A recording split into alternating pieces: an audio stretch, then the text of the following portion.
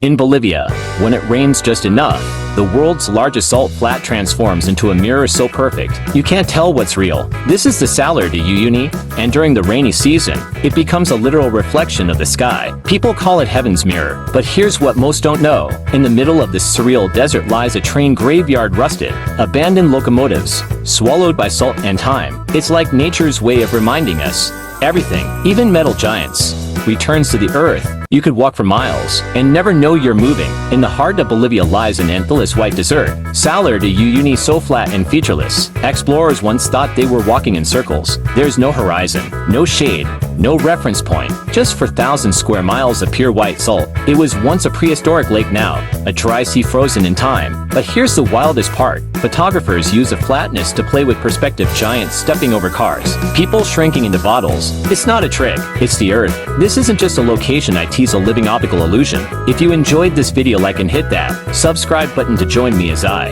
explore all the world's most mind-blowing places.